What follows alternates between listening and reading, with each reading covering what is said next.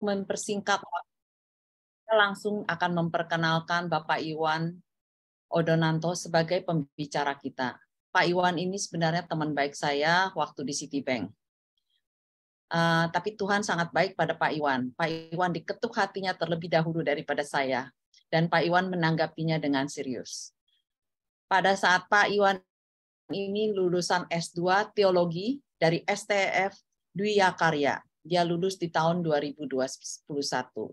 Untuk mempersingkat waktu, saya langsung ke riwayat pelayanannya saja. Pak Iwan ini sebagai penerjemah resmi retret imam dan uskup di bawah Badan Kerjasama Bina Lanjut Imam-Imam Indonesia dari tahun 2004 sampai saat ini.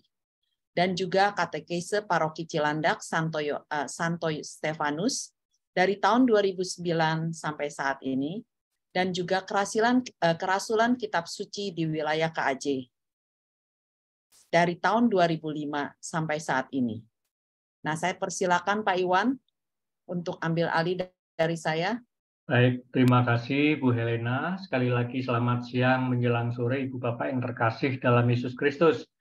Beberapa waktu yang lalu saya dihubungi Bu Helena ini untuk mengisi kegiatan pada siang sore hari ini dengan tema yang tadi sudah disampaikan, yaitu makna novena dan pesta kerahiman.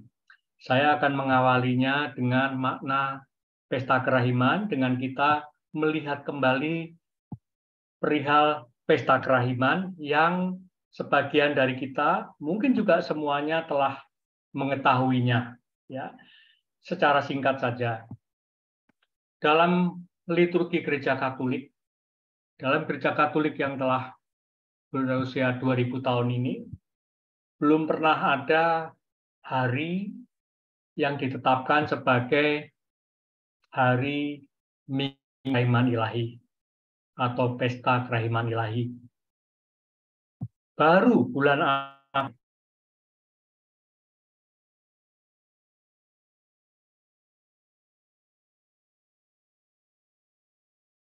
Sebentar ya Bapak Ibu, internetnya ada masalah. Pak Iwan punya internet, sebentar.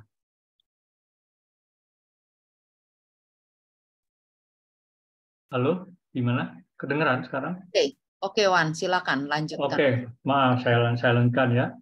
Jadi pada tanggal 30 April tahun 2000 lalu, Faustina, seorang suster orang Polandia, kita semua tahu, dikanonisasi sebagai santa oleh Paus Yohanes Paulus II, di mana pada hari itu juga gereja menetapkan hari itu sebagai hari Minggu Kerahiman Ilahi, yang adalah hari Minggu Paskah. Inilah pertama kalinya selama gereja berdiri hampir 2000 tahun, ditetapkan satu hari sebagai hari Minggu Kerahiman Ilahi.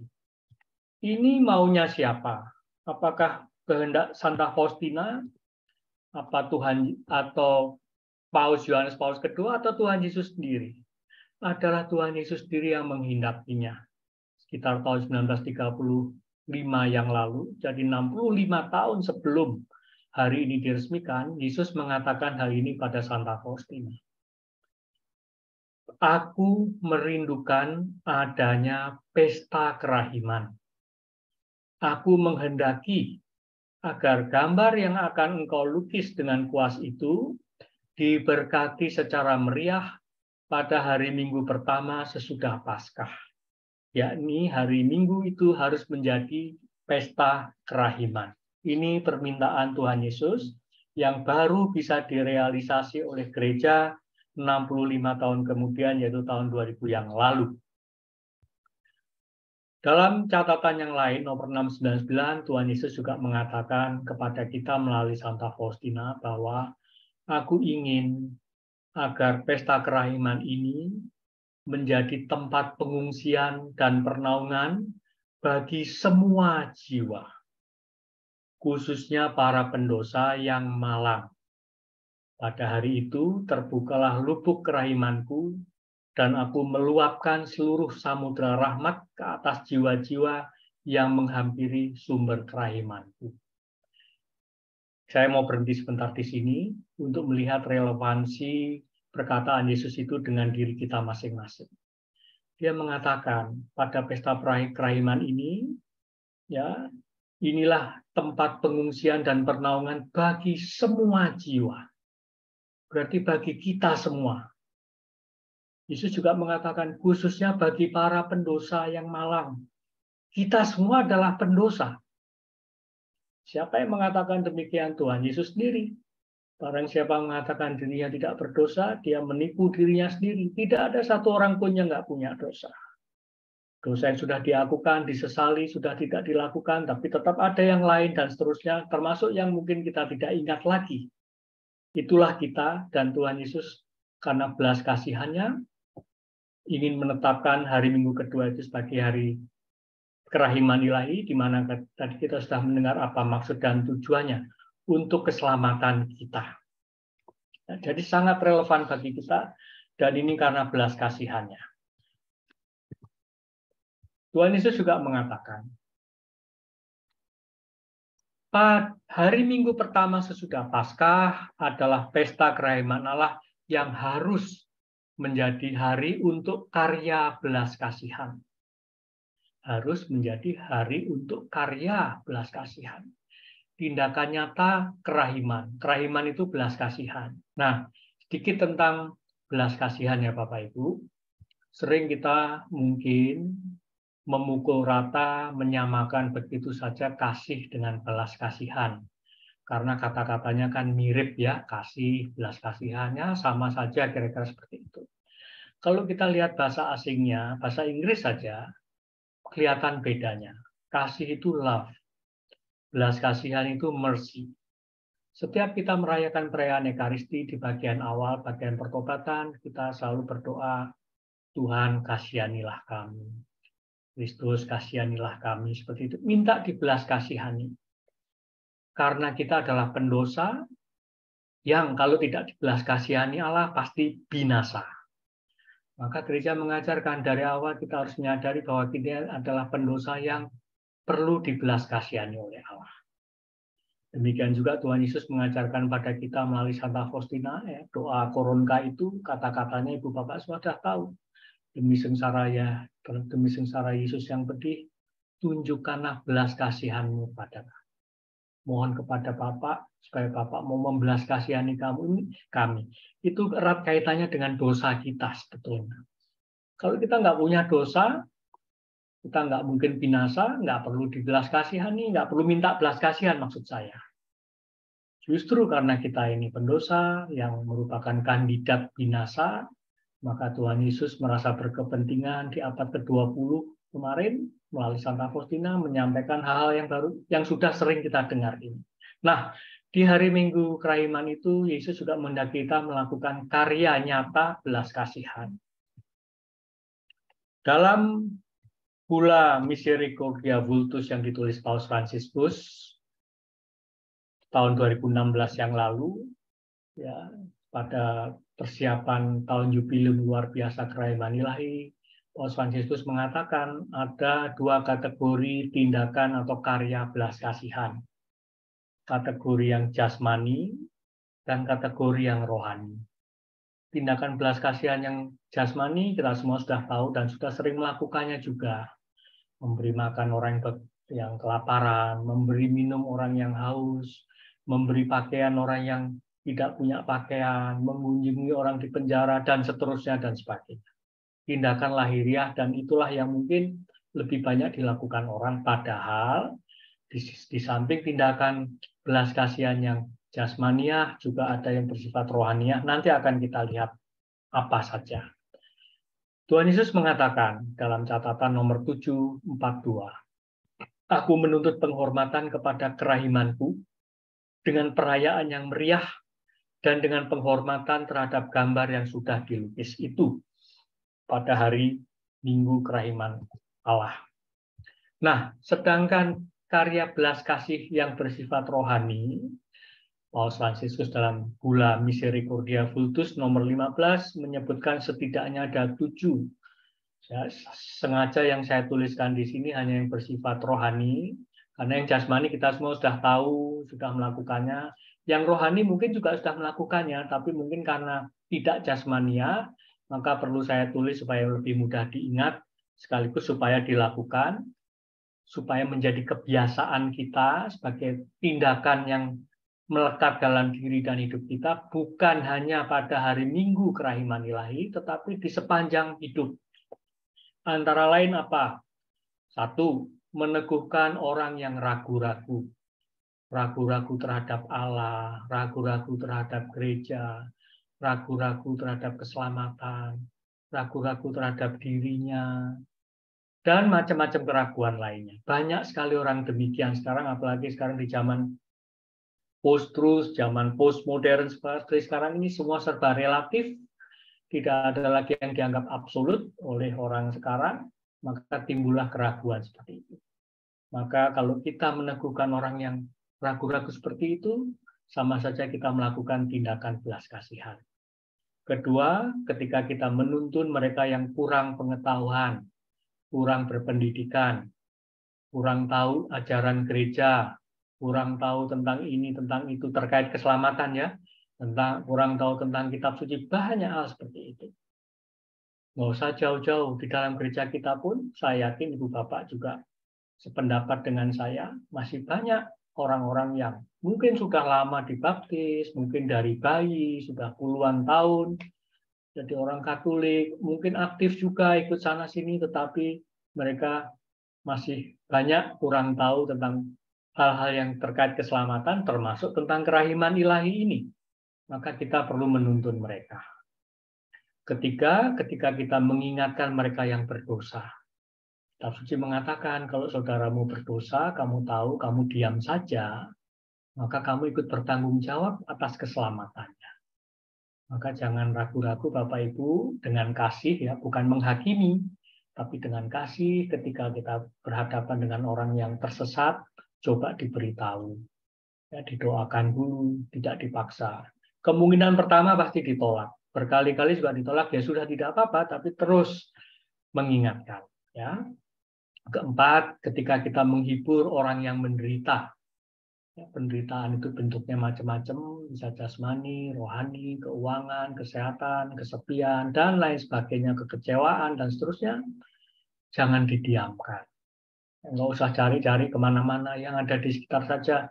Hibur mereka. Menghibur ini tentu bukan melulu dengan cerita-cerita lucu atau apa, tetapi terutama dengan menceritakan tentang Yesus yang penuh belas kasihan.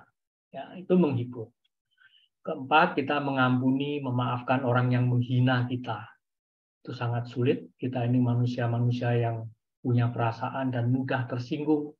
Ya, semua orang. Tapi Tuhan mengatakan kita harus mau mengampuni, memaafkan orang yang menghina kita. Tidak usah membalas. Membalas itu hak Allah. Ya, dengan kita memaafkan, mengampuni, maka tidak terjadi keributan yang berkepanjangan. Maka hidup lebih damai. Orang yang tetap bersalah, orang menghina tetap bersalah, berdosa, urusannya dengan Tuhan, bukan dengan kita. Keenam, kita bersikap sabar terhadap orang yang menyakiti kita, merugikan kita. Ya, merugikan tidak melulu dalam hal materi, keuangan, atau apa, tetapi juga dalam hal yang lain-lainnya. Mungkin reputasi, nama, ya, disalahpahami, difitnah barangkali, gitu ya. Ketujuh, tindakan belas kasih yang bersifat non-jasmani adalah mendoakan orang yang masih hidup dan yang telah meninggal. Seperti tadi di bagian awal-awal tadi, di macam-macam doa tadi, salah satunya kan kita di dalam hati mendoakan orang-orang yang telah meninggal yang saat ini sedang kita ingat. Ini adalah beberapa, ya, setidaknya 7 dari tindakan belas kasih yang kiranya menjadi bagian dari hidup kita, ya, bukan hanya sesekali, tapi kita harus melatih diri untuk melakukannya. Rahmat pengampunan pada hari Minggu Kerahiman Ilahi. Ini beberapa janji Yesus, apa yang terjadi kalau kita sungguh-sungguh menyiapkan batin, menyiapkan diri, seturut ajaran gereja dan seturut kehendak Yesus menyongsong hari Minggu Kerahiman Ilahi. Yesus mengatakan, aku mau memberikan pengampunan penuh kepada jiwa-jiwa yang pada pesta kerahiman ilahi pergi ke pengakuan dosa dan menerima komuni kudus. Pengampunan penuh. Siapa yang nggak mau diampuni sebetulnya? Siapa yang tidak ingin diampuni? Barang siapa pada hari ini menghampiri sumber kehidupan ini, ia akan menerima pengampunan penuh atas dosa-dosanya dan dibebaskan dari hukuman. Betapa ini janji yang tidak ternilai. Ya, kita ditilang polisi, lolos saja rasanya lega setengah mati. Kita salah membuat laporan pajak, ternyata lolos senangnya setengah mati. Atau mungkin sengaja membuat laporan pajak yang salah, lolos senangnya. Apalagi mendapat pengampunan penuh dan dibebaskan dari hukuman. Jiwa yang mengaku dosa dan menyambut komuni kudus akan menerima pengampunan penuh atas dosa-dosanya dan akan bebas dari hukuman. Semua ini, Bapak Ibu, terkait dengan keselamatan. Terkait dengan dosa yang mengancam keselamatan kita. Hanya orang yang menyadari dirinya berdosa, hanya orang yang menyadari dirinya ini kandidat masuk neraka, hanya orang yang menyadari bahwa kalau nggak dibelas kasihani Allah, aku ini hilang, binasa, akan mengejar pengampunan-pengampunan seperti ini. Sedangkan orang yang tidak merasa demikian, nggak akan mengambil pusing. Saya beri contoh duniawinya saja. Seumpama saya ini punya hutang pajak yang besar, seumpama ya, hutang pajak besar, maka hidup saya tentu tidak tenang. Suatu kali ketahuan, saya akan diproses, dipenjara. Tetapi suatu kali ada pengumuman dari pemerintah, pemutihan. Ya. Wah, harusnya saya senang sekali saya karena hutang pajak saya besar sekali. Sebaliknya orang yang nggak punya hutang pajak, ya nggak peduli dengan itu. Maka ini baik saatnya kita refleksi. Bagaimana perasaan kita mendengar janji-janji Allah, janji-janji Yesus seperti ini. Biasa-biasa aja atau sangat bersyukur karena tahu kalau saya ini kandidat binasa. Sedikit tentang kerahiman lagi. Kita tahu Allah itu kasih. Kita sudah sering mendengar sebelum dunia dijadikan Allah telah mengasihi kita. Kita sering mendengar begitu besar kasih Allah akan dunia ini sehingga dia mengaruniakan putranya yang tunggal untuk keselamatan kita. Kita sering mendengar demikian juga putra Allah itu juga sangat mengasihi kita dan mengasihi Bapa sehingga dia taat sampai mati dengan mati yang cara mengenaskan dan seterusnya. Itu kasih. Kita semua telah diselamatkan melalui rahmat pembaptisan karena kasih Allah. Bukan karena kita layak atau berhak. Yesus mengatakan bukan kamu yang memilih aku, tapi aku yang memilih kamu. Tetapi, Bapak Ibu terkasih, sebagai manusia, kita tetap dibiarkan oleh Allah mempunyai kehendak bebas. Ya karena Allah itu kasih tidak memaksa. Dan kita ini ciptaan Allah sebagai manusia punya martabat yang tinggi. Jauh di bawah Allah memang, tapi tinggi. Salah satu indikatornya punya kehendak bebas itu. Nah, kita sebagai manusia seringkali salah menggunakan kehendak bebas. Sehingga walaupun sudah diselamatkan, kita sadar nggak sadar melakukan pilihan-pilihan yang menjauhkan kita dari Allah alias dosa. Kalau itu terus-menerus terjadi, maka kita bisa binasa. Karena itu Allah selain mengasihi kita, dia juga kasihan pada kita. Kasihan. Beda tadi saya tunjukkan di depan bedanya. Kasihan kalau anak-anaknya itu, kita-kita ini yang sudah diselamatkan itu binasa. Saking kasihannya, maka ya itulah dia menyampaikan hal-hal yang sudah kita dengar tadi, yang kita menjadi devosinya. Karena kasihan. Nah sekarang refleksi bagi kita ini kasihan nggak dengan diri kita sendiri? Jangan-jangan Allah ini setengah mati kasihan sama kita, kitanya nggak kasihan, biasa-biasa aja. Ya, nggak bertobat, nggak sungguh-sungguh mengejar yang ditawarkan Yesus. Tadi kan juga dibacakan di dalam satu poin tadi, saya ingat sekali. Bahwa setelah kita mati, nggak ada kesempatan kita untuk memperbaiki diri, berbuat amal, nggak ada. Tadi juga dikutipkan, dibacakan, selagi mumpung, ini yang ngomong Yesus, kira-kira gini, tadi saya hanya mengatakan ulang. Sebelum aku datang untuk kedua kalinya, Yesus ngomong gitu, sekarang ini saat aku menawarkan belas kasihan itu. Karena pada waktunya nanti, entah kedatangan Yesus kedua kali atau setelah kita mati, tergantung mana yang duluan, yang bekerja adalah keadilan Allah. Maka mumpung masih hidup, kejarlah belas kasihan itu. Nah, makna dari Minggu Kerahiman Ilahi adalah itu tadi. Salah satu makna ini yang saya tawarkan, bahwa Allah itu bukan hanya mengasihi kita, tapi juga mengasihani kita. Mengapa dia kasihan pada kita? Dia kasihan pada kita kalau kita nggak sadar bahwa kita ini menuju kepada kebinasaan. Ya, tenang-tenang saja merasa sudah oke ini, ternyata ke sana. Maka dia juga mengasihani kita dan memberi tahu bagaimana supaya kita terhindar dari kebinasaan. Sekarang masuk ke tema berikutnya tentang novena kerahiman ilahi. Tuhan Yesus meminta Faustina mengadakan novena Korongka menjelang hari Minggu Paskah kedua tadi. Dimulai pada hari Jumat Agung. Yesus berkata demikian, berkat novena ini, aku akan memberikan segala rahmat yang mungkin diberikan pada jiwa-jiwa. Maka Bapak Ibu terkasih, tentu sebagian atau mungkin semua telah melakukannya selama ini. Novena ini dimulai pada hari Jumat Agung. Ya, selama 9 hari. Yesus sendiri yang meminta. Ada 9 kelompok orang dan wujud doa yang didoakan dalam novena tersebut. Ini Tuhan Yesus sendiri yang menetapkan 9 kelompok orang ini. Antara lain adalah pertama untuk seluruh umat manusia, khususnya para pendosa, untuk para imam dan kaum religius, untuk orang-orang saleh dan setia, untuk orang-orang yang belum mengenal Yesus, untuk orang-orang yang tersesat, yang terpisah dari gereja, berpisah dengan gereja, untuk orang-orang yang rendah hati dan anak-anak, untuk orang-orang yang menghormati kerahiman ilahi, untuk jiwa-jiwa di purgatorium atau api penyucian, dan untuk jiwa-jiwa yang suam-suam.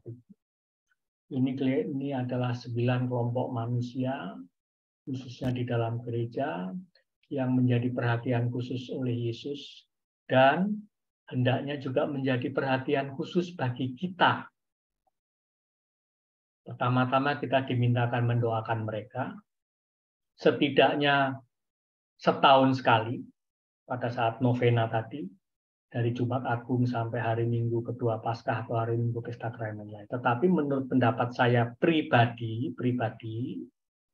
tidak ada salahnya kita mendoakan ini setiap hari, secara bergantian, hari ini, terus seperti itu, karena ini kehendak Yesus.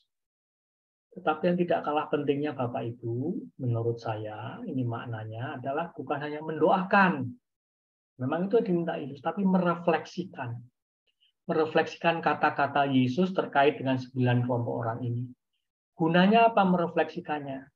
Coba kita menempatkan diri kita sendiri di dalam 9 kelompok ini, saya ada di mana saja.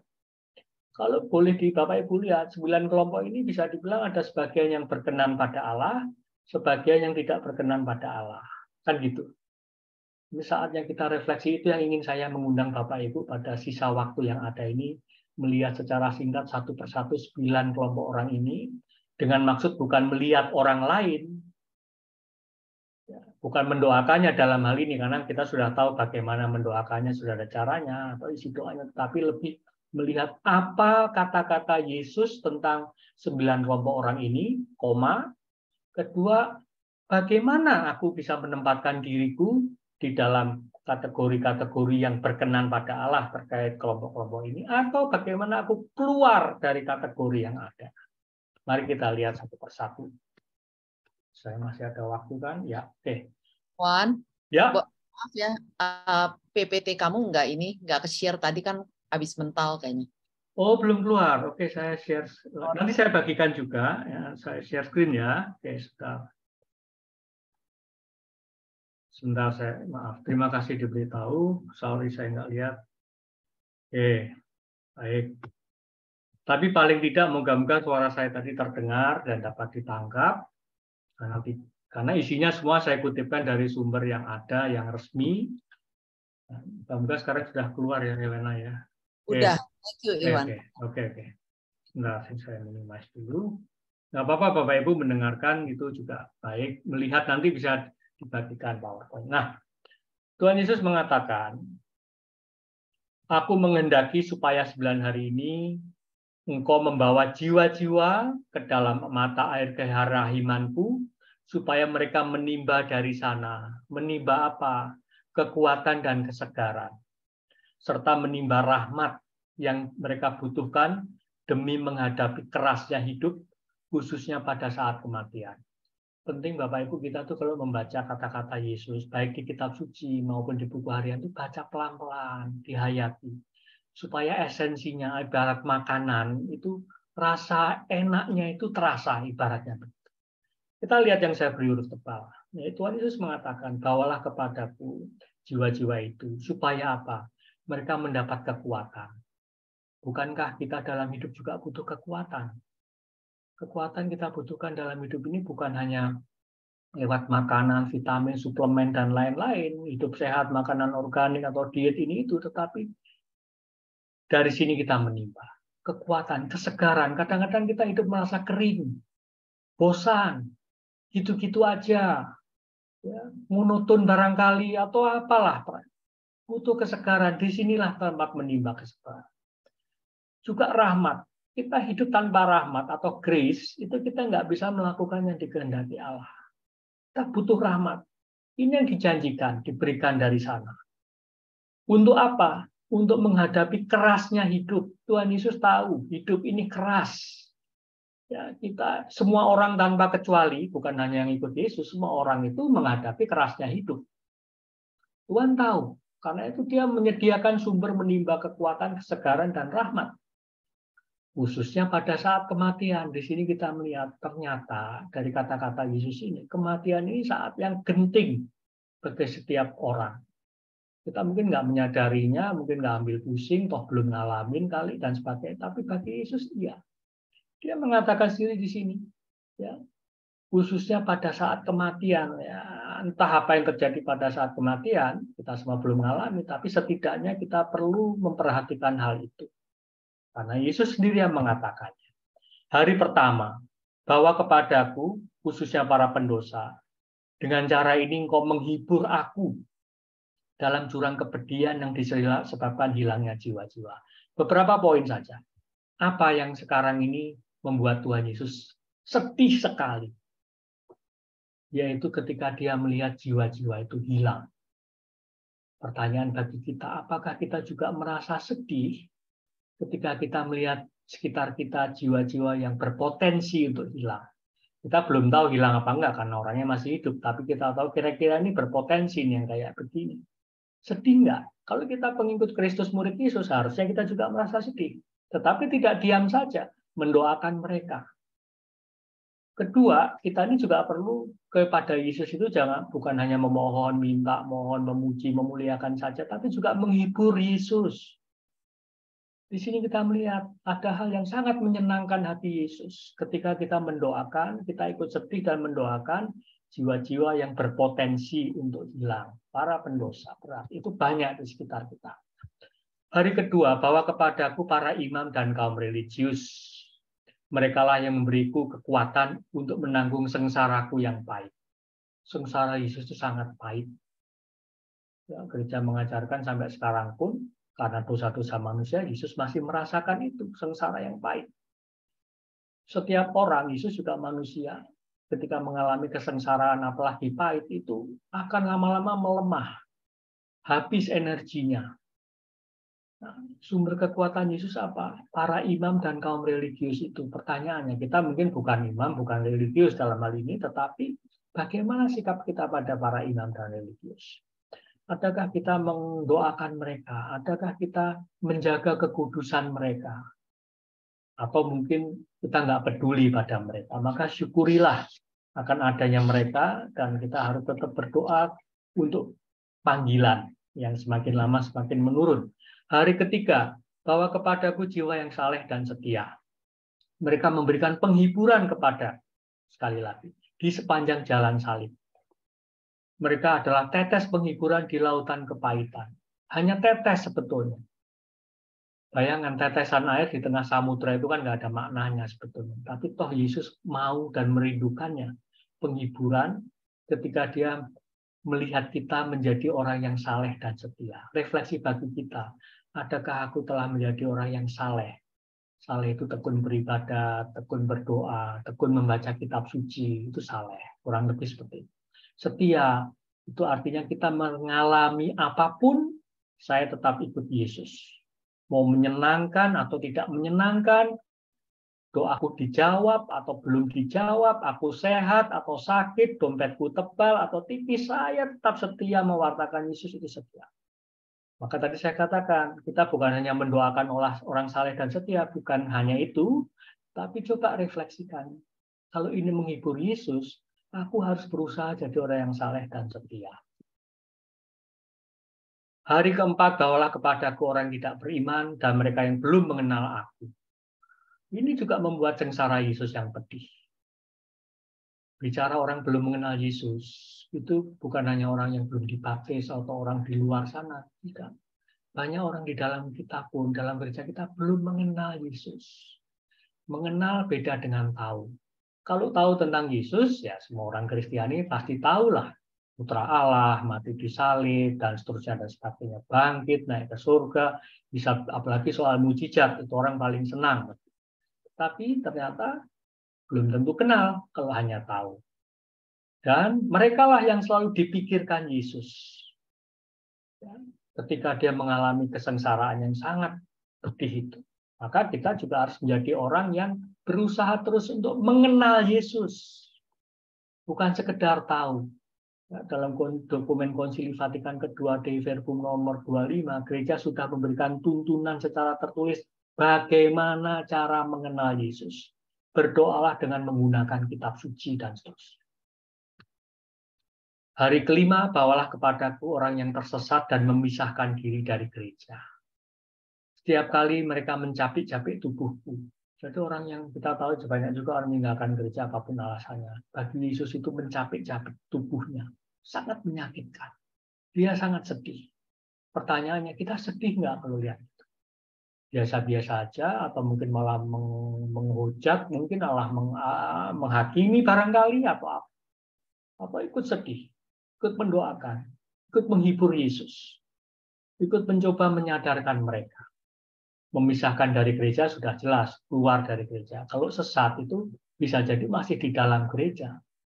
Masih jadi anggota resmi, masih ikut misa, ikut ini, tapi pemahaman, ya, keyakinannya itu sudah menyimpang dari yang benar. Itu ada yang seperti itu, dan tidak sedikit. Beberapa teman-teman saya menceritakan tentang kondisi keluarganya yang seperti itu. Statusnya masih Katolik, gini-gini, ya Katolik baik ke gereja dan sebagainya, tetapi alam pikirannya tersesat. Ini nyata. Ini membuat Yesus tercapek-capek. Bagaimana perasaan kita? Atau jangan-jangan aku juga tersesat, jangan-jangan. Memisahkan diri sih enggak, buktinya masih ngumpul di sini kan, tapi tersesat mungkin.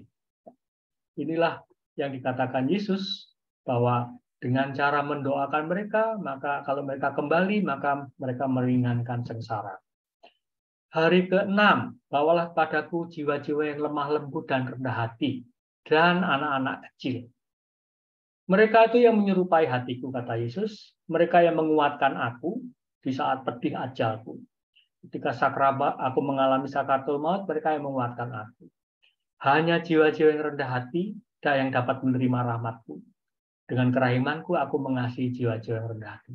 Dalam Injil, Bapak Ibu sudah sering mendengar Tuhan Yesus kan mengatakan, belajarlah daripadaku, aku ini lemah lembut dan rendah hati. Ya, Yesus kita juga tahu di Injil, Yesus pernah memangku anak kecil lalu mengatakan pada rasul-rasulnya, kamu kalau nggak seperti ini tidak bisa masuk kerajaan Allah dan seterusnya.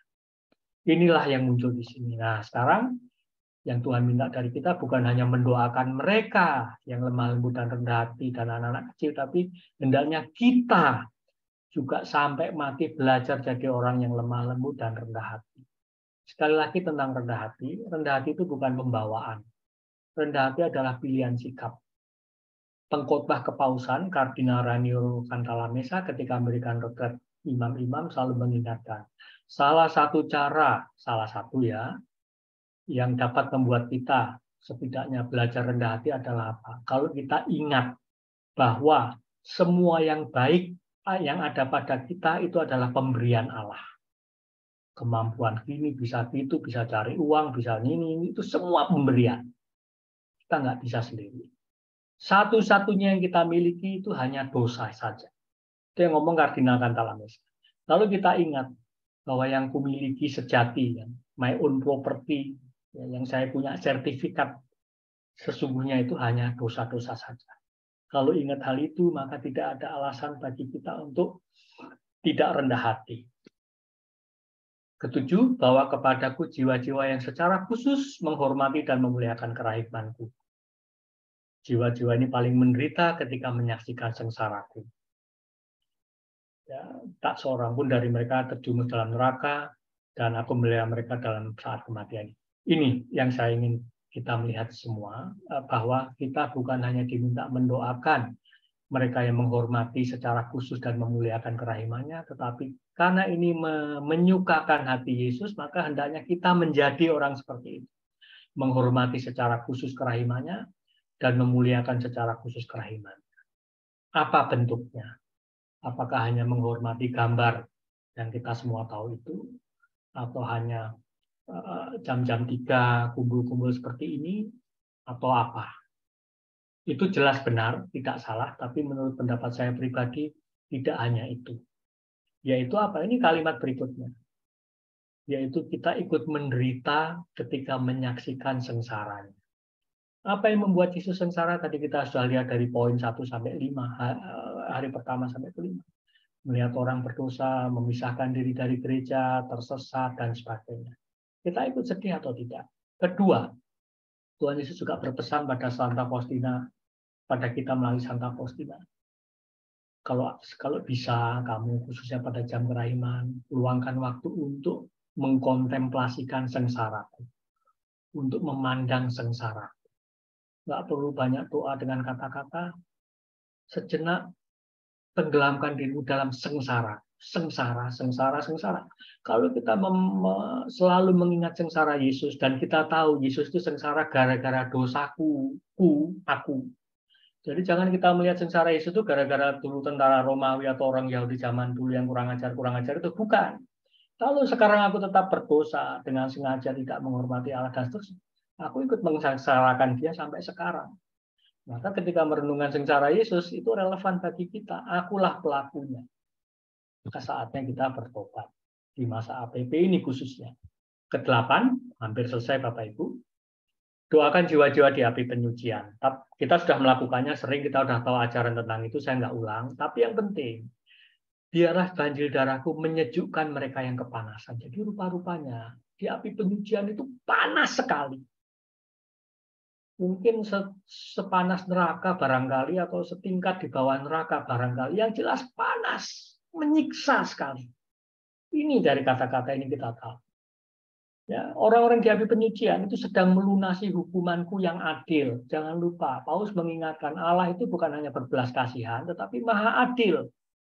Karena adil, maka siapapun yang berdosa berat lalu menyesal dan ngaku dosa, dia nggak jadi masuk neraka. Wong menyesal dan ngaku dosa dan bertobat. Tetapi akibat dosanya tetap ada. Itu ajaran gereja, maka tetap dia harus membayarnya ketika nanti setelah mati di api penyucian.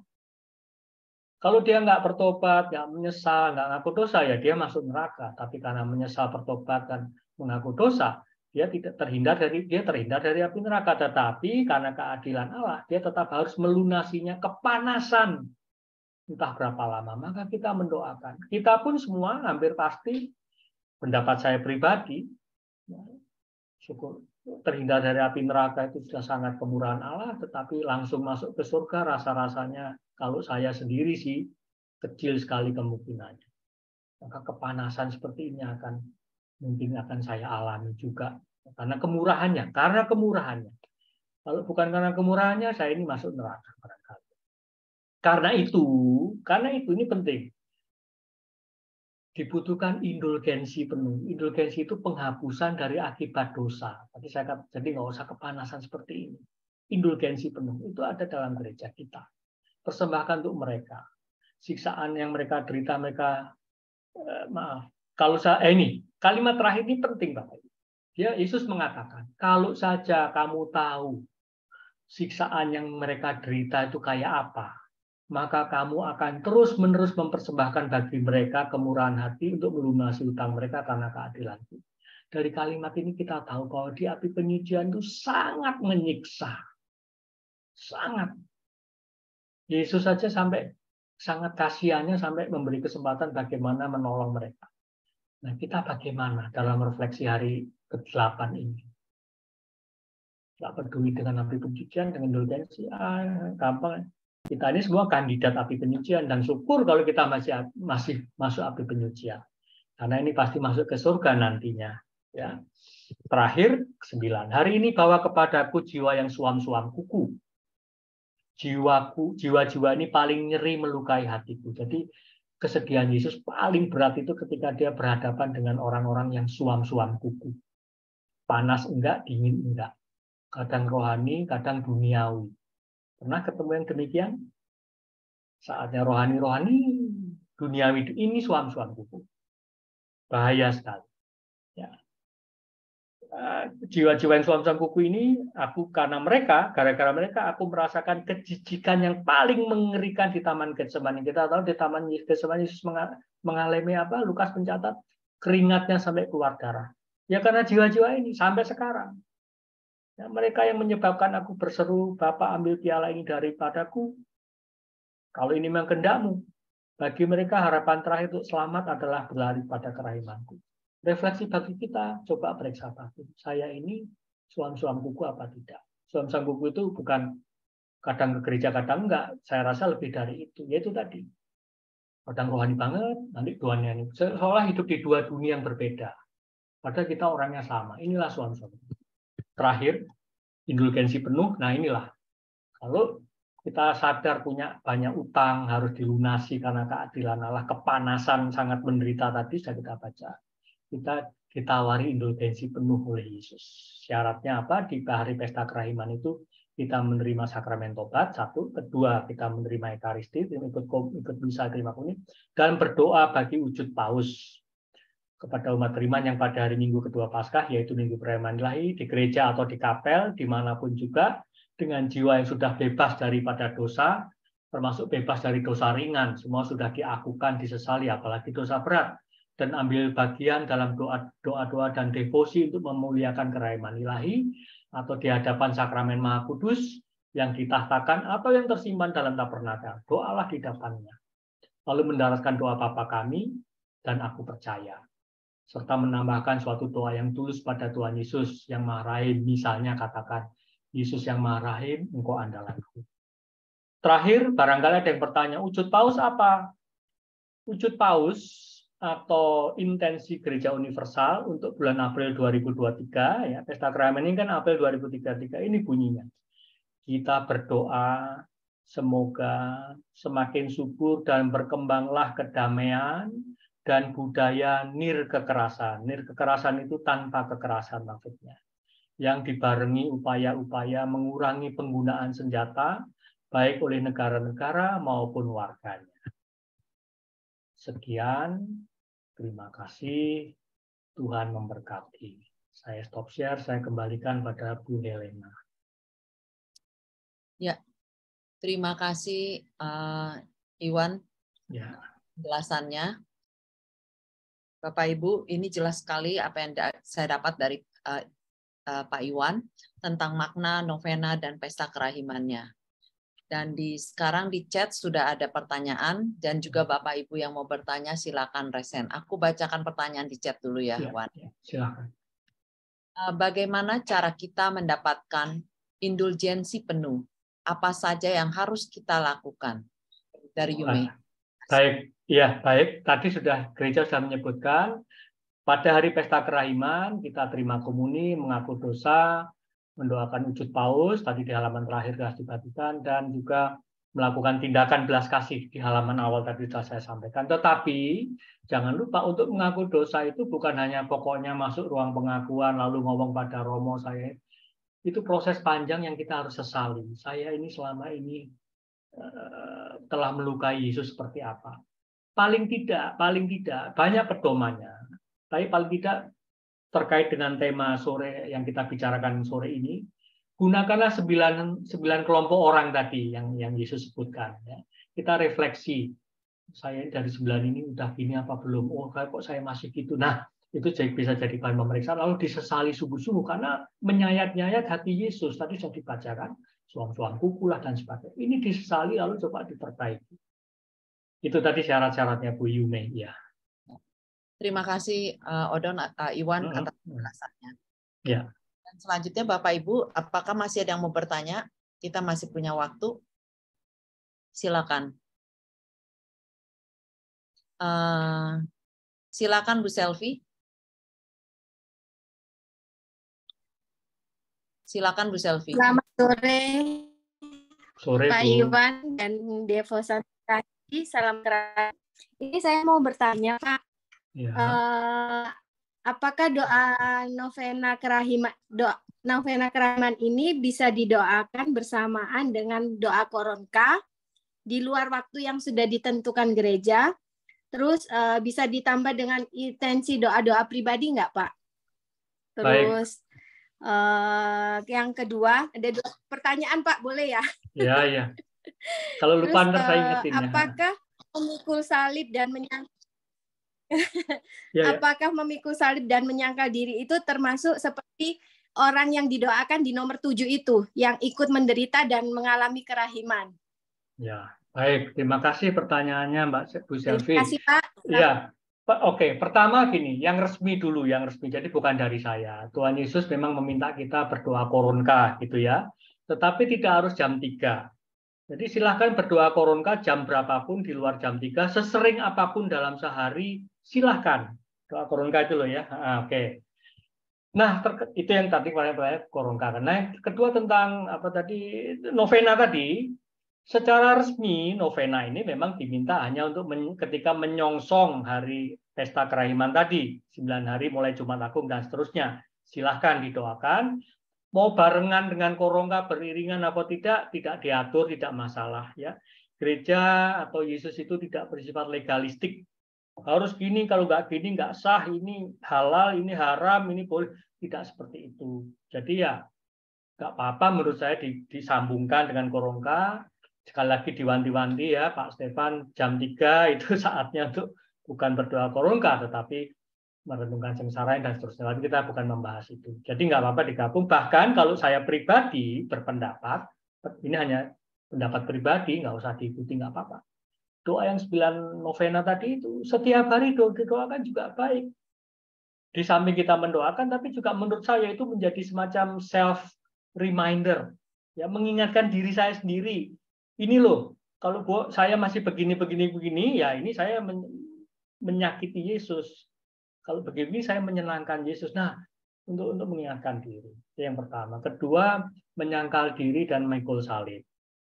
Yesus mengatakan, barang siapa mau masuk surga, maka ketika hidup di dunia ini harus memikul salib, nyangkal diri, dan ikut Yesus. Ikut Yesus artinya Yesus di depan, kita di belakang.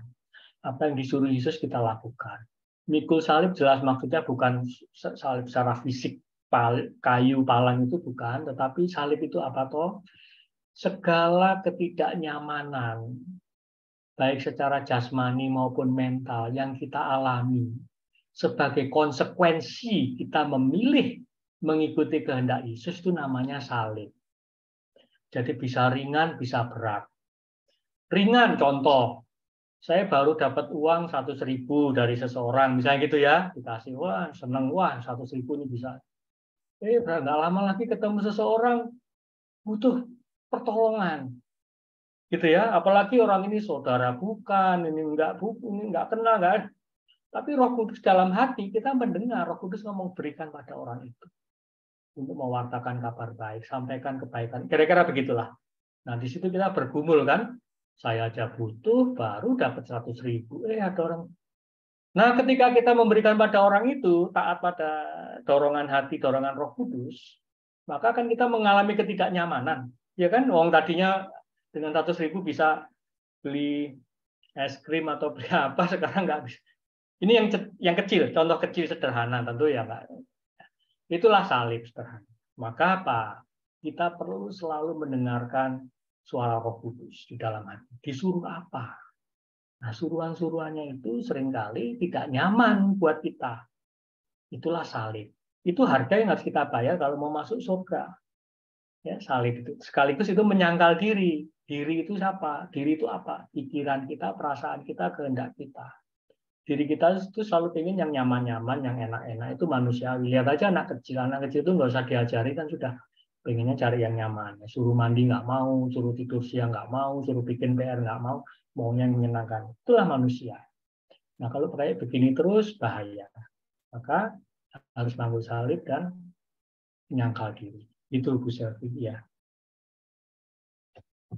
Terima Freeze ya. kasih Iwan Ya, atas oke. Ya, ya, sama. sudah. Oke ya Bu Selvi, sudah jelas ya. Oke. Selanjutnya Iwan ada pertanyaan dari Pak Frans. Dia baru kali ini katanya tahu bahwa jiwa yang suam-suam kuku itu ternyata yang paling melukai Yesus. Iya. Mohon dielaborasi. Aduh, ya. Saya harus mengakui bahwa saya agak takut mengelaborasi karena penjelasan tentang suam-suam kuku bagaimana itu ya tanya 10 romo ada 10 jawaban, 10 pendeta ada 10 jawaban yang semuanya benar ya. Jadi menurut saya tidak ada satu penjelasan khusus. Ini loh maksudnya ya cuma ini, enggak. Nah, salah satu saja itu pun pendapat saya. Pendapat saya karena itu boleh diterima, boleh tidak, wong cuma pendapat. Suam-suam kuku itu apa toh? Kitab suci mengatakan panas enggak, dingin enggak, gitu kan, anget-anget itu loh kalau air suam, makanya dipakai istilah suam-suam kuku. Ini tentu bukan bicara air, bukan bicara soal jasmani, tapi rohani. Karena kitab suci itu buku rohani. Nah, rohani yang suam-suam kuku itu bagaimana? Kadang panas, kadang dingin. Ini menurut saya. Ya. Kadang panas, kadang dingin. Artinya apa? Dari contoh yang sering saya lihat yaitu kadang kelihatan rohani, ya mungkin ziarah ke sana, ke sini, tapi habis itu duniawinya juga kenceng. Ya. Duniawi itu apa tuh yang diagungkan di dunia itu apa sih? Kekayaan, kesehatan, kesenang-senangan, kekuasaan, ketenaran, dan lain sebagainya. Bukan berarti jelek, yang duniawi itu berarti jelek. Duniawi juga bukan yang serem-serem, ya berjudi, berzina, berselingkuh. Tidak melulu begitu. Yang biasa tapi nggak menyangkut pada keselamatan, nggak mengarah pada keselamatan, itu duniawi. Karena orang dunia memang nggak peduli dengan kehidupan setelah kematian. Nah, suam-suam kuku salah satunya menurut saya yang relevan bagi saya dan yang sering saya dapati, termasuk dalam hidup saya juga sebetulnya, yaitu pagi rohani, sore duniawi. Pagi tempe, sore dele, pagi dele, sore tempe, apa gitulah, kira-kira gitulah, kan ada ungkapan seperti itu. Padahal kita ini makhluk rohani yang sudah ditebus dengan darah Yesus, jadi harusnya kita konsisten. Rohani terus, dalam arti bukan berarti lalu nggak kecemplung ke dunia sama sekali, tidak. Justru kita diutus ke tengah dunia, tetapi jangan menjadi seperti orang dunia. Kan Yesus bilang begitu. Maka value nilai yang kita pegang, kita anut dan kita jalankan, jangan ikut orang yang dianut orang dunia. Kita memang di tengah-tengah dunia, kita sama, tapi terukurlah ya. Sejauh itu saja yang bisa saya sampaikan, Pak. Salah satu ya, saya garis bawahi kata salah satu makna suam-suam kuku. Ini yang ngomong Paus Fransiskus sendiri. Dalam salah satu dokumen suratnya dia menulis dalam bahasa Inggris, spiritual worldliness. Ada kata istilah spiritual worldliness. Sedikit bahasa Inggris ya, saya yakin Bapak Ibu tahu.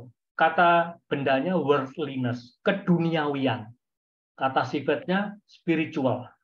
Maksudnya apa? Orang-orang yang sebetulnya duniawi, tetapi dia mengemas dirinya seolah-olah rohani. Nah, inilah masalah yang merangsek dalam gereja. Ini Paus Fransiskus. Yang nggak kelihatan dan masuk kemana-mana. Ibarat kayak sel CA itu udah nyebar kemana-mana. Spiritual worldliness. Menurut saya itulah suam-suam kuku. Dan ini sangat menyakiti hati Yesus. Demikian Bapak. Ya, terima kasih. Terima kasih Wan atas penjelasannya. Oke. Ya. Selanjutnya masih ada pertanyaan. Tadi dikatakan akibat dosa itu tetap ada. Ya. Dengan indulgensi kita dibebaskan dari hukuman akibat dosa. Ya, oke. Penjelasannya begini, saya kasih gambaran. Suatu kali saya membunuh orang, ya, bunuh benar-benar mati bunuh. Ya, diproses hukum di penjara, oke lah. Lepas dari saya di penjara berapa tahun, lepas dari itu urusan dengan Tuhan saya berdosa berat karena saya membunuh. Ya, aborsi juga sama itu. Oke. Sekarang itu dosa berat. Dosa berat gereja mengajarkan, kalau nggak dibereskan, ketika orangnya mati, maka binasa. Maka saya pun kandidat binasa. Karena itu harus dibereskan kalau saya nggak mau binasa. Lalu saya menyesal. Di penjara itu saya mikir, saya kenapa? Dengan saya membunuh orang itu, anak istrinya kan jadi keleleran, jadi nggak bisa makan, ini anaknya nggak bisa sekolah, kehilangan bapak, gini, kenapa saya nyesel? Ya, orang menyesal itu sebetulnya karena Roh Kudus yang mendorong. Ya, maka kalau ada rasa menyesal sekecil apapun itu jangan diabaikan, ikuti, kembangkan. Ini Roh Kudus dan bekerja. Karena Roh Kudus yang mengingatkan kita akan keadilan Allah dan akan dosa-dosa kita, akan hukuman Allah. Bukan nakut-nakuti, tapi supaya selamat. Maka kalau saya menyesal, lalu saya cari Romo di penjara, saya minta dicarikan Romo, seorang Romo datang, lalu saya ngaku dosa. Lalu diampuni, tapi saya juga harus ada penitensi. Penitensi itu maksudnya Bapak Ibu, itu bukan cuma Bapak kami 3 kali Salam Maria, itu kan doanya.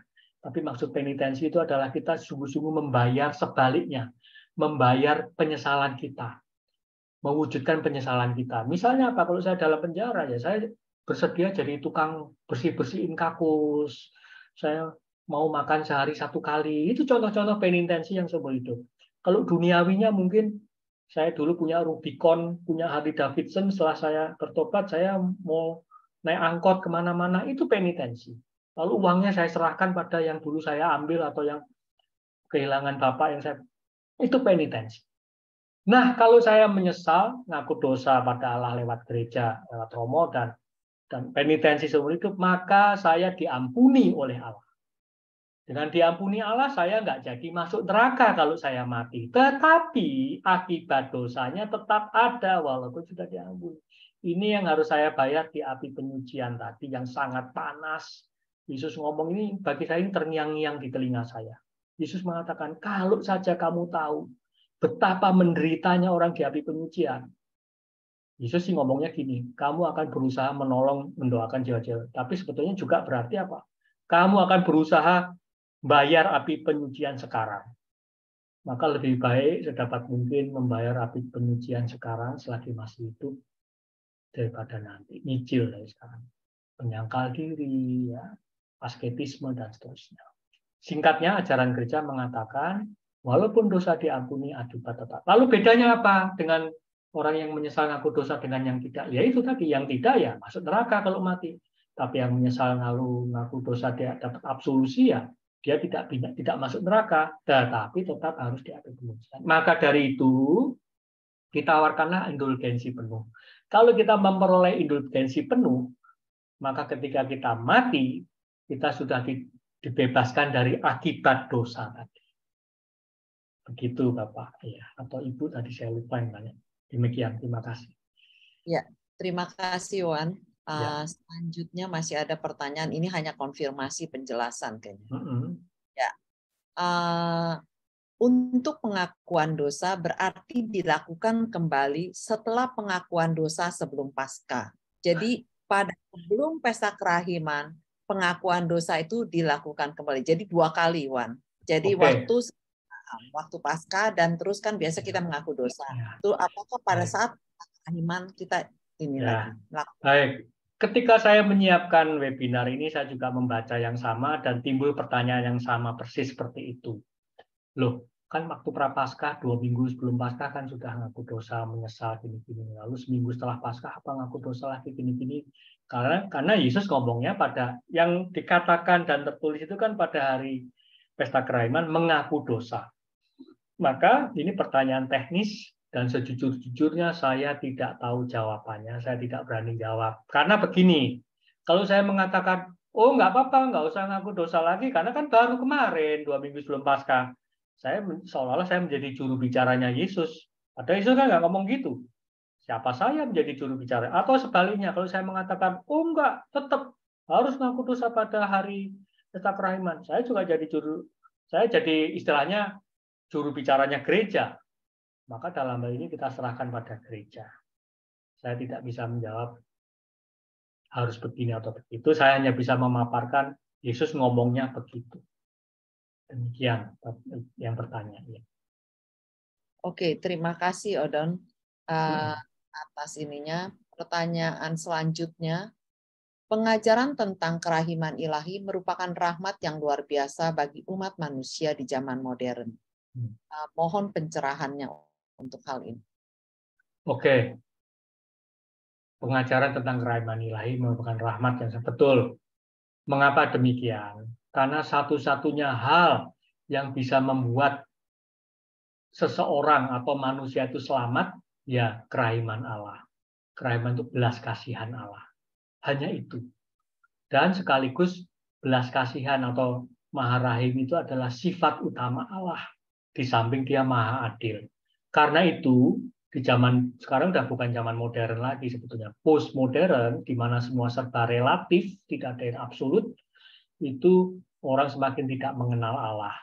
Nggak percaya Allah, nggak peduli Allah, atau taunya Allah hanya provider. Bisa ngasih ini, jawab itu, ngabul ini, ngabul itu, nggak ambil pusing. Allah itu maha rahim dan maha adil. Atau bisa juga berat sebelah. Fokusnya Allah maha rahim, maha rahim, maha rahim, maha belas kasih, maha. Nggak ikut kalau dia juga maha adil. Maka dari itu perlu orang umat ya diajar, diberi pemahaman yang benar. Tadi kan ada kan poin tindakan belas kasihan yang rohani itu adalah memberitahu orang yang belum tahu tentang kerahiman Allah, tapi harus seimbang dengan keadilan Allah juga. Maka mempromosikan doa pengajaran Yesus tentang kerahiman ilahi ini adalah menjadi tugas pokok kita juga.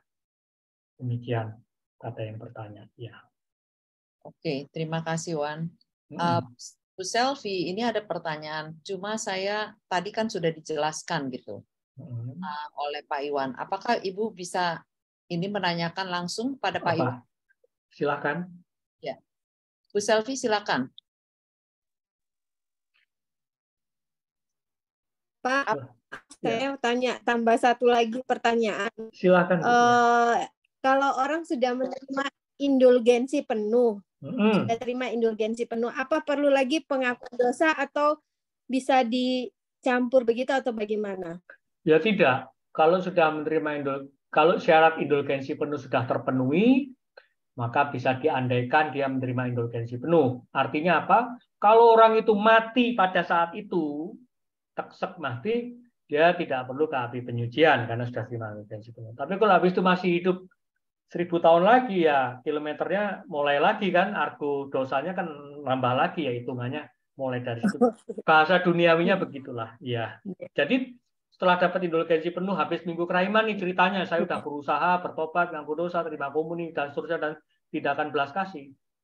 Saya boleh meyakini saya sudah terima indulgensi penuh, saya syukuri, tapi berapa minggu bulan ke depan kan saya sudah bisa dipastikan pasti dosa lagi kan pasti. Karena dosa itu paling nggak 4 kategori dengan pikiran, perkataan, perbuatan, kelalaian. Makanya tetap harus pengakuan dosa pada Natalan tahun depan, Paskah tahun depan. Yang baru, dosa yang baru ya, yang dari indulgensi. Itu Bu Selvi. Ya. Ya, terima kasih Wan. Sudah. Ya. Oke Pak, terima kasih. Sama-sama.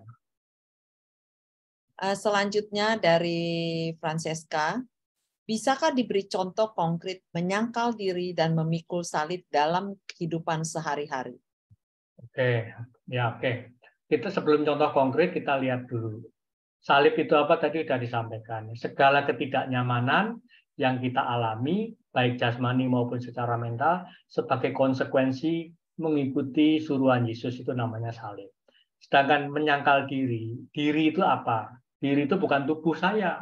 Diri itu perasaan saya, pikiran saya, kehendak saya. Menyangkal diri berarti apa? Saya tidak selalu mengambil keputusan mengikuti perasaan saya atau pikiran saya sendiri atau kehendak saya sendiri, tapi kehendak Allah. Itu teorinya dulu seperti itu. Nah, sekarang contoh tadi sudah saya kasih, saya ulang lagi, atau contoh lainnya apa ya?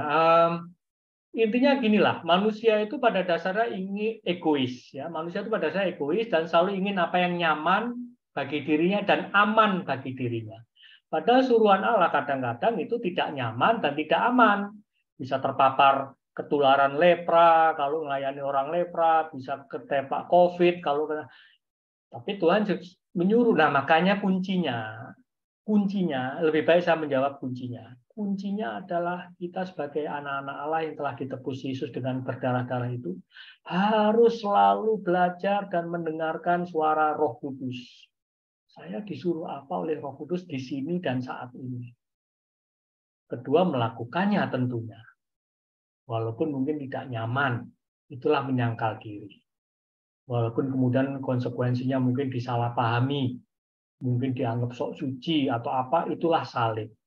Bahkan mungkin difitnah, mungkin dibilang mau kristenisasi misalnya, ya ini contoh lewat aja di kepala, itu salib. Atau mungkin melayani setengah mati, kerja setengah mati, nggak dihargai, tambah disalah-salahkan, atau ada kesalahan ditimpakan ke saya. Ketika saya tidak membalas demi Yesus, itu salib atau menyangkal diri. Salib dan menyangkal diri itu satu paket, ya, mirip-mirip. Sama ikut Yesus itu 3 in 1 sebetulnya. Saling kalau satu dilakukan, yang lain dilakukan, maka itu saling melengkapi. Itu yang saya rasa yang saya tambahkan. Ya, saya tambahkan. Ya, terima kasih. Satu lagi nih, pengakuan dosa itu kan dari pribadi kita yang benar-benar mau bertobat dan merasa tidak menyakiti Tuhan. Tapi kan kita manusia yang lemah juga. Kadang sudah pengakuan dosa, baru keluar dari ruangan pengakuan, sudah berbuat dosa lagi. Dan bagaimana cara mengatasinya? Oke, pertanyaannya langsung soal mengatasinya. Bagaimana bagaimana mengatasi ini baik? Betul. Pertama betul dulu bahwa kita ini manusia yang ya begitu itu karena lemah, sudah nyesel ngaku ya jatuh lagi jatuh. Tetapi gereja mengajarkan, ini bukan kata saya, kata gereja. Semakin kita sering menyesali dan mengakukan dosa pada Allah, sebenarnya kita ngaku dosa itu bukan pada imam, pada Yesus. Imam itu wakilnya. Maka rahmat itu akan turun semakin banyak. Rahmat untuk mengalahkan diri sendiri. Rahmat untuk mengatasi kelemahan kita. Jadi kalau ditanya bagaimana mengatasinya, ya kita butuh rahmat. Minta dari Allah grace. Rahmat itu grace dari Allah, supaya saya bisa mengalahkan kelemahan saya yang spesifik, yaitu 1 ini, 2 ini, 3 ini. Maka penting kita mengenali diri sendiri. Bahwa kelemahan-kelemahan saya yang mendasar itu apa. Banyak orang nggak mengenali diri sendiri. Kenal kelemahan orang lain, sampai set dia bisa nyebut, tapi diri sendiri dia nggak kenal. Bagaimana dia bertobat? Bagaimana dia memperbaiki diri? Kalau nggak, maka penting kita memeriksa batin. Ada 7 cacat jiwa, sombong, dengki, hawa nafsu, rakus, marah-marah, malas, dan sebagainya. Itu kita semua punya. Itu aja diperiksa, mana yang menonjol. Lalu 8-9 kategori orang tadi.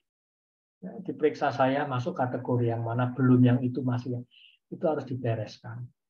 Dengan demikian maka rahmat itu akan turun kalau kita berusaha, dan rahmat itu akan kita peroleh melalui sakramen-sakramen. 2 sakramen yang boleh kita terima berulang-ulang, pengakuan dosa dan ekaristi, itu mendatangkan rahmat untuk mengalahkan kelemahan kita. Dan dari 7 sakramen, sakramen yang paling pokok, paling penting, paling utama adalah ekaristi. Maka ikutilah ekaristi dengan sungguh-sungguh. Waktu bertobat, nyesal sungguh-sungguh. Waktu sabda dibacakan, homili disampaikan, simak sungguh-sungguh. Ikuti sungguh-sungguh. Itu saja yang bisa saya jelaskan dari ajaran gereja tentunya. Ya, terima kasih Wan. Ada lagi satu pertanyaan. Sepertinya mohon konfirmasi ya. Namun, mengidentifikasi kelompok orang yang ke-5 sampai ke-8 yang paling untuk dikenali, paling mudah dikenali. Apakah pendapat ini betul? 5 sampai 8, oke. 5 orang yang sesat berpisah dari gereja, 6 rendah hati dan anak-anak, 7 menghormati gereja. Ya, itu beberapa yang mudah dikenali, ya. Tapi mungkin itu juga relatif. Di sini sekarang masih ada 107 orang. Kalau ditanya, menurut Anda dari 9 kategori itu mana yang mudah dikenali? Mungkin yang si A bilang ini, si B bilang tidak masalah. Tapi lebih penting menurut saya adalah kita cobalah menempatkan diri kita dari 9 ini, kita masih di mana dan harus menuju kemana. Yang menyayat-nyayat hati Yesus kita harus keluar, yang menyukakan hati Yesus, jadilah seperti itu. Enggak semuanya menyayat-nyayat hati Yesus. Beberapa menyukakan hati Yesus, tadi lemah lembut, rendah hati, saleh, ya, setia, menghormati kerahiman, itu yang menyukakan hati Yesus. Jadilah seperti itu. Sebaliknya yang menyayat-nyayat tadi sudah diperdengarkan, ya janganlah seperti itu. Ya. Demikian. Terima kasih Wan atas penjelasannya. Satu lagi sepertinya kayak konfirmasi ya. Dari Yume, berarti indulgensi penuh itu tidak pernah lunas. Karena selama kita masih hidup, berarti secara kontinu terus melakukan permohonan indulgensi. Baik, ya. Kayak saya pakai bahasa duniawi. Betul, ketika kita memohon indulgensi penuh dan mengikuti persyaratannya dan dengan sungguh-sungguh terpenuhi, dan Allah, sebetulnya yang paling tahu itu kan Allah. Kita hanya bisa berusaha. Memohon, berusaha, lalu mencoba memenuhi syarat-syaratnya. Gimana kita tahu dapat indulgensi penuh? Wong belum mati, belum ngalamin. Sebetulnya kan indulgensi nggak diberikan berupa surat atau apa. Tapi tidak apa-apa. Yang penting kita berusaha, Allah tahu dan Allah Maha belas kasihan. Anggap hari pesta kerahiman, saya memenuhi syarat, saya dapat indulgensi penuh. Anggap, memang iya. Sebetulnya baru efektif, baru kita tahu kalau kita benar-benar mati. Tetapi menjawab pertanyaan tadi, dengan bahasa duniawi, ibarat taksi meteran itu, pada hari kita dapat indulgensi penuh, argonya 0 lagi. Dosa kita tuh 0 lagi. Ya, menit berikutnya, katakanlah gitu, ya kita mulai dosa lagi. Dengan pikiran, perkataan, perbuatan, kelalaian, nanti kita ada dosa, pasti nambah lagi. Kita butuh lagi, maka tawaran indulgensi penuh itu sepanjang tahun selalu ada. Salah satunya lewat minggu kerahiman lain. Minggu depan mohon lagi dosa yang dikumpulin selama setahun ini. Salah satu contoh dosa yang sering orang abaikan itu apa? Kita kan tiap sebelum bisa mengucapkan saya mengaku pada Allah Bapa yang Maha Kuasa bahwa saya telah berdosa dengan pikiran, perkataan, perbuatan, kelalaian. 3 yang pertama, pikiran, perkataan, perbuatan itu merupakan pelanggaran terhadap yang dilarang Allah. Sedangkan yang keempat itu bukan pelanggaran yang dilarang Allah. Yang keempat, kelalaian itu adalah tidak melakukan yang disuruh Allah. Nah, tidak melakukan disuruh Allah. Kita semua ini itu udah makanan sehari-hari kita. Emangnya kita bisa mengatakan saya sudah melakukan semua yang disuruh Allah. Yang disuruh Allah itu bukan 10 perintah Allah, tapi yang harian, ya, yang urusan rumah atau yang dekat-dekat orang sekitar itu Allah nyuruhnya apa? Itulah yang disuruh Allah. Nah, kita kadang nggak melakukan yang disuruh Allah, nggak pernah mencari tahu disuruh apa, apalagi melakukannya. Maka kita semua pasti punya dosa. Maka penting di masa ATP ini kita juga memeriksa batin dosa-dosa kelalaian saya itu apa yang tidak melakukan disuruh Allah. Demikian Ibu tambahan penjelasan. Terima kasih. Ya, terima kasih Wan. Memang waktu kita terbatas ya, tapi ada satu pertanyaan lagi. Sepertinya ini tadi Iwan sudah bicara sih tentang indulgensi ya, bagaimana kita mendapatkan. Nah, sekarang ada seorang ibu menanyakan bagaimana kita tahu kita sudah mendapatkan indulgensi. Nah, itu tadi persis baru saya katakan. Sesungguhnya kalau menurut saya, kita nggak bisa tahu persis karena indulgensi tidak diberikan berupa sertifikat dan itu dari Allah langsung. Tapi setidak-tidaknya Allah itu kan melihat hati. Ya, pertama-tama yang ditunggu-tunggu itu hati yang remuk redam. Apa itu hati yang remuk redam? Hati yang sungguh-sungguh menyesal atas kesalahan saya apapun itu. Karena syarat utama diampuni itu menyesal. Setelah itu datang kepada Yesus melalui Romo, mengaku dosa, dapat absolusi. Absolusi itu jaminan pengampunan. Itu guaranteed diampuni kalau memang menyesal. Nah, bicara indulgensi kita sebetulnya kalau menurut pendapat saya pribadi nggak tahu persis. Karena apa? Yang penting kita berusaha, nanti Allah yang menentukan. Jangan khawatir, Allah itu Maha belas kasihan. Ibarat nilai kita syarat indulgensi penuh misalnya 100, saya hanya mencapai 90, ya barangkali yang 10 dikasih full lah sama Allah. Karena dia belas kasihan. Ya. Maka nggak usah khawatir saya ini memenuhi syarat apa enggak, tapi berusahalah. Dan yang awal sekali lagi adalah menyesal. Dan yang orang sering lupakan itu apa? Melakukan tindakan sebaliknya. Saya beri contoh tadi. Misalnya saya korupsi, lalu saya punya mobil mewah. Lalu saya sudah keluar dari penjara, saya masih punya uang, misalnya sisa uang. Maka kalau saya sungguh-sungguh menyesal, penitensinya tetap jalannya itu apa? Udahlah saya naik kendaraan umum aja misalnya. biar uangnya buat orang yang membutuhkan. Saya hidup sederhana saja. Baju saya 2-3 helai, misalnya seperti itu. Ya, saya rumah ya biasa saja, sederhana. Misalnya seperti, walaupun saya mampu. Ini contoh-contoh tindakan pertobatan. Ya. Jadi bukan cuma di kamar pengakuan selesai, tapi contohnya pemungut cukai. Bapak Ibu pernah dengar pemungut cukai kan? Ketemu Yesus menyesal, lalu dia akan jawab, akan kukembalikan 4 kali lipat, separuh hartaku kuberikan pada orang miskin. Nah itulah tindakan penitensi. Bukan sekedar selesai di kamar pengakuan saja, walaupun yang dituntut gereja atau Romo kan mungkin 3 kali Bapa Kami, itu kan yang doanya. Tapi ingat lebih dari itu. Wong kita diampuni kok, syukurnya apa? Perhatikan orang yang berkekurangan, terutama itu. Demikian tambahannya. Ya, terima kasih Wan atas penjelasannya. Ya. Jelas sekali. Ya. Bapak, karena waktu kita terbatas, sebelum kita tutup pertemuan ini, saya ucapkan banyak terima kasih kepada Pak Iwan yang sudah bersedia untuk mengisi sesi ini. Dan juga kepada kehadiran Bapak Ibu semua. Boleh Wan minta tutup dengan doa dan berkat dari kamu. Baik, Bapak Ibu terkasih, karena waktu kita sudah selesai, mari kita akhiri pertemuan kita dengan doa singkat sebagai penutup, lalu memohon berkatnya.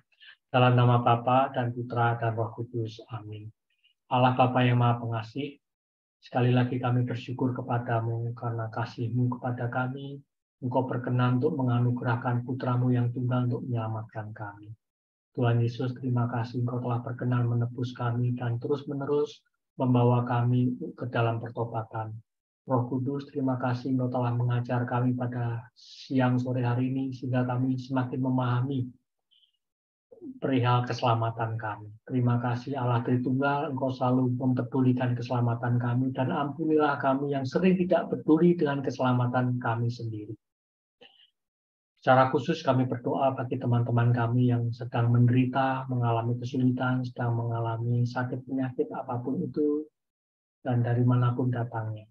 Mohon belas kasihan-Mu pada jam kerahiman ini, kasihanilah mereka, selamatkanlah mereka, dan terimalah semua penderitaan itu sebagai silih atas dosa kami semua. Terima kasih Bapa, doa ini kami persembahkan padamu, bersama Bunda Maria dan dengan pengantaran Kristus Tuhan dan Juru Selamat kami. Amin. Mari kita mohon berkat-Nya. Tuhan beserta kita sekarang dan selama-lamanya. Kita semua, keluarga kita, orang-orang yang kita kasihi, karya pelayanan kita, pekerjaan kita, orang-orang yang kita jumpai sehari-hari, orang-orang yang Tuhan pertemukan pada kita, orang-orang yang Tuhan percayakan pada kita, orang-orang yang menaruh harapan melalui kita, dan semua orang yang telah kita janjikan doa, baik yang masih hidup maupun telah berpulang, semuanya dilindungi, diberkati, dan dibimbing oleh Allah yang Maha Kuasa, dalam nama Bapa dan Putra dan Roh Kudus. Amin.